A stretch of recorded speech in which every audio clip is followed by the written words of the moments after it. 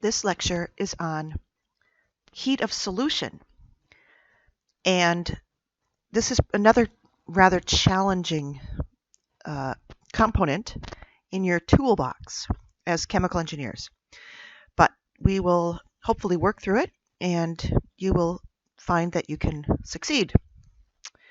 So heat of solution, as you may know, when you mix two solutions, okay, let's say we add half a kilogram of A and half a kilogram of B, and we get 1 kilogram of A plus B. If the solution, this is the solution, okay, the solution is the mixture, and it is a mixture where everything is dissolved. Okay, so that's what a solution is. Everything is dissolved. If the solution feels hot after it's been mixed, then heat is evolved. So heat is being released from the solution. So let's think about that for a second. Now, if you wait until the solution has cooled to the original temperature, all right, so we've mixed the two, A and B, and it feels hot, but eventually it goes back to being room temperature. Can you tell me if that final solution has less or more enthalpy than the original solutions that you mixed together? Okay, you should be able to answer that. Think that heat has been evolved because it feels hot. So if the solution feels hot, heat is evolved, and the final solution then has less enthalpy than the original solutions. Okay, and the opposite is true. Similarly, if the mixture, the solution that you prepare, feels cold, then heat is being absorbed, and the final solution has more enthalpy than the original solutions. So these principles assume that the net process is constant temperature. So how do we measure this quantitatively? Well, our initial solution, our yellow solution, has an H hat, a specific enthalpy, in kilojoules per kilogram. And our blue solution has a specific enthalpy in kilojoules per kilogram. Our final solution, we now have we have a whole kilogram instead of 2 half kilograms. Okay, the final solution has an H hat as well, of kilojoules per kilogram. So now let's look at the quantitative here, and I point out that we don't put any subscript for the enthalpy of the mixture. That the pure components have a subscript, but the actual mixture solution does not have a subscript. So now if we mix two solutions, let's say we mix a half a kilogram of yellow plus a half a kilogram of blue, then okay, we count up the sum of the initial pure solutions, yellow and blue, times their enthalpies. Okay.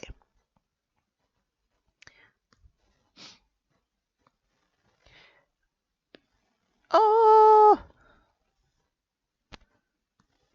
Okay. So now here let's look at this.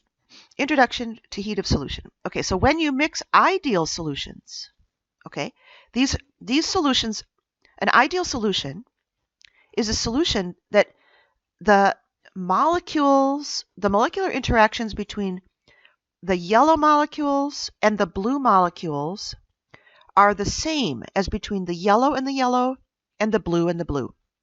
Does that make sense? That the yellow-blue interaction is the same as the yellow-yellow and the blue-blue. So, in other words, all the interactions are the same, no matter whether it's mixed or unmixed. That is an ideal solution. In that case, there is no heat evolved or absorbed upon mixing.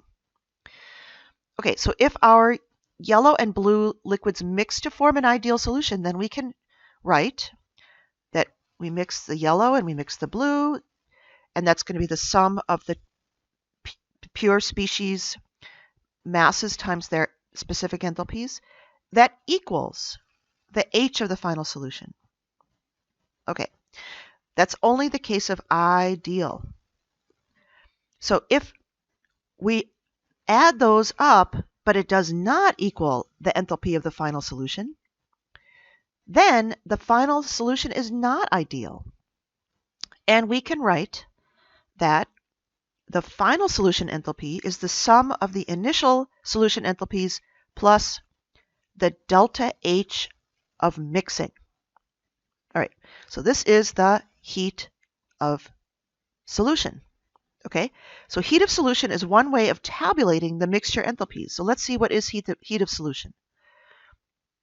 Okay, the heat of solution is the change in enthalpy for a process in which 1 mole of solute is dissolved in R moles of liquid solvent at constant T. So now let's look at what that means. R moles of solvent. So R is the moles of solvent per mole of solute. Okay, we'll see that definition again. So as R becomes large, delta HS approaches a limiting value.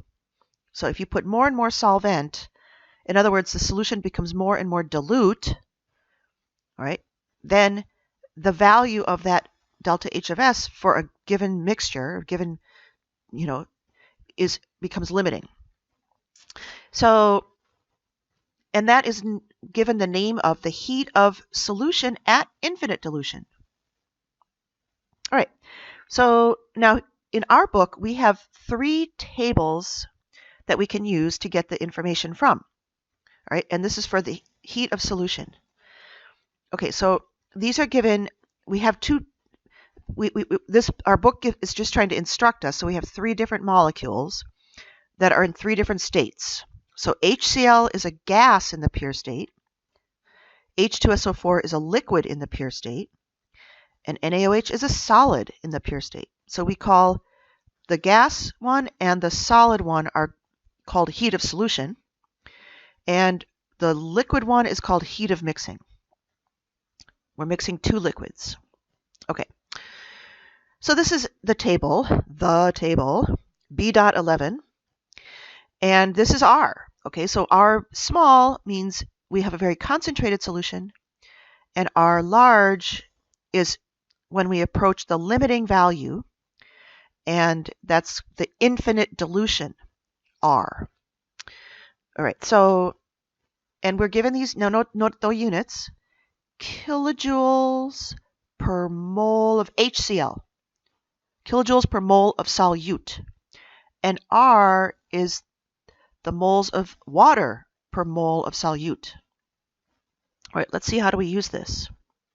Let's look at an example calculation using Table B.11. Okay, so we're going to use Table B.11 to determine the specific enthalpy of hydrochloric acid containing 1 mole of HCl per 5 moles of water. All right, so now can you tell me what the R value is? We have 5 moles of water per mole of HCl, which means our R is equal to 5. All right, it's all at 25 degrees. So we're adding HCl gas to a liquid at 25 degrees. All right, so now what we want to do here is this, we're looking at 2 cases. We're going to look at we're going to look at the mixture, okay, relative to, okay, this is our case A and we have a case B. All right, so in case A, we are going to mix HCl gas and H2O liquid at 25 degrees C. Hint, those are the states on the table. All right, so since it's the same states as the table, then we can just get the numbers right off the table. All right, so let's do that. We have HCl gas, 25 degrees, H2O liquid at 25 degrees goes to HCl at 25 degrees, and R is equal to 5.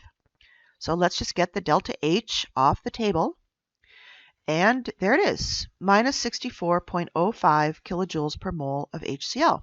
That's the final heat of the solution. Okay, so now, since it's the same reference state as the table, we just get the numbers right off the table. But we are going to do case B, where we are going to measure HCl aqueous R is infinity. Okay, so now we're using infinite dilution as our reference state. All right, so now what we're going to do is we're going to mix since this is going to be our reference state, okay, and our final solution is HCl R equals 5 plus H2O liquid. Okay, so now what we're going to do is we are going to subtract the value of the reference state. Okay, so this is our solution, the one I just boxed. Okay, I'll box it again. Okay, so we are going to, since we always start, H1 essentially is the reference state, right? So we're going to subtract the value of the reference state. So we look that up on the table, and it would be minus 75.14. Okay, so we looked at the value of our final solution is the one we read off the table, and we're going to subtract a negative 75.14. So the delta H is now 11.09. Okay, so I hope that makes sense to you. We subtract the reference state because it's H2 minus H1, where H1 is Href. Okay. All right, and here's another example calculation with Table B.11. You are about to dilute 2 moles of 100% sulfuric acid with enough water to produce a 30 mole percent aqueous solution. The acid and water are initially at 25 degrees C. Okay, we've got we're making the mixture and we're using the reference state on the table. So how much heat would have to be removed to keep the final solution at 25 degrees? So here's what we're doing. We start with 2 moles of H2SO4. So what are we doing here? We are doing an H2SO4 balance. H2SO4 in is equal to H2SO4 out. So going in, we have 2 moles of 100% sulfuric acid, 2 moles of H2SO4, and out we have a 30 mole percent aqueous solution. We started with 2, but we're going to add water. So this is now our final state. So this is simply an H2SO4 balance on our solution. Doing that, we can find the R. The R of our final solution is going to be 4.67 divided by 2 is equal to 2.33 moles of water per moles of H2SO4. Okay, so in other words, we solve for the moles of H2O added, which is 4.67. And now we can calculate the R. All right. So to do this solution, we are going to, we're calculating Q, the heat evolved. All right. How much heat would have to be removed? Q is equal to delta H is equal to the moles of H2SO4 times the heat of solution of the final solution. So we look that up on the table, and the delta H M, since it's a liquid, is minus 44.28. That's what you find on the table for R equals 2.33. And you may have to interpolate if 2.33 is not on the table. And we simply multiply, since it's kilojoules per mole of H2SO4, we multiply by the total moles of H2SO4, which is 2. So our Q is equal to minus 88.6. And yet another example calculation with Table B.11. Suppose the flask that we just made the mixture in has a mass of 150 grams, and that the heat capacity of the flask and its contents is 33 joules per gram degree C. If the flask is sufficiently insulated to be considered adiabatic, what will be our final solution temperature? So now notice here, we're doing the same process. We have an additional piece absorbing heat, and we have a heat capacity, because now instead of being able to read everything simply off the table, we have to adjust the temperature. And notice that when we have an adiabatic process where heat is added or removed during the process, then the temperature will change. Okay, note that. Q equals 0. If there's heat, then delta H, if there is a delta H, okay, then there's going to be a delta T necessarily. Okay, so Q equals 0 does not mean delta T does not equal 0. All right, so now let's calculate first the mass of solution. We have 2 moles of H2SO4 times its molecular weight and 4.67 moles of water times its molecular weight. So we have 280.2 grams of solution. And we want to do this calculation where delta H is equal to 0.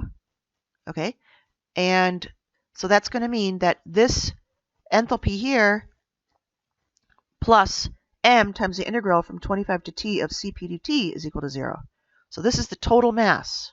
It's going to be the mass of the flask plus the mass of the solution. So here's mass of solution plus mass of flask, and we were given the heat capacity, and now we're going to solve for the delta T. Okay, so if you solve for final T, you get that final T is 87 degrees C. So we started at 25 and we ended at 87 degrees C.